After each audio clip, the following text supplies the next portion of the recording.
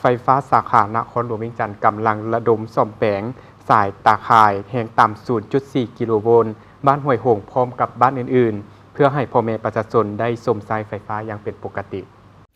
ในวันที่ 5 มีนาคม 2026 ไฟฟ้าสาขานครหลวง1องค์การไฟฟ้าเมืองจันทบุรี ได้ระดมกำลังอ้ายน้องซ่อมแปลงเชื่อมต่อสายตาข่ายแห่งต่ำ 0.4 กิโลโวลต์ที่ได้รับความเสียหายสายตาข่ายขาด บ้านห้วยโหงเมืองจันทบุรีนครหลวงเวียงจันทน์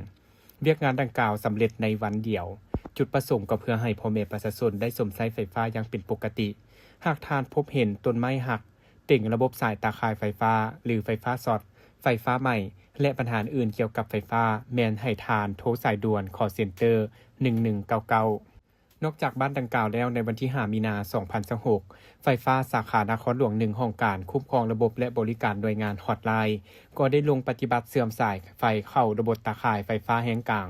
22กิโลโวลต์เข้าหม้อแปลงจำนวน3หน่วยอยู่บ้านโน้นหวายบ้านสมสง่าและบ้านพลทองเมืองไซเศรษฐานครหลวงเวียงจันทน์ทั้งนี้ก็เพื่อให้พ่อแม่ประชาชนในขงเขตดังกล่าวได้สมใช้ไฟฟ้าอย่างเป็นปกติอยู่ในครัวเรือนและการดำเนินธุรกิจต่างๆให้มีความสะดวกสบายอีกด้วยนอกจากนี้แล้วองค์การ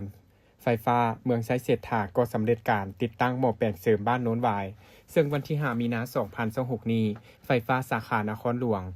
องค์การไฟฟ้าเมืองไซเศรษฐาได้ลงปฏิบัติเวียกติดตั้งหม้อแปลงเสริมขนาด160 กิโล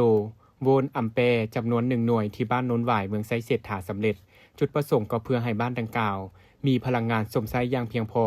โดยเฉพาะในระยะฤดูแล้งคือแบบนี้ที่มีการสมใช้ไฟฟ้าหลายเนื่องจากอากาศร้อนอบอ้าวมีการใช้แอร์พัดลมจำนวนหลายฉะนั้นจึงต้องรับประกันให้มีไฟฟ้าเพียงพอ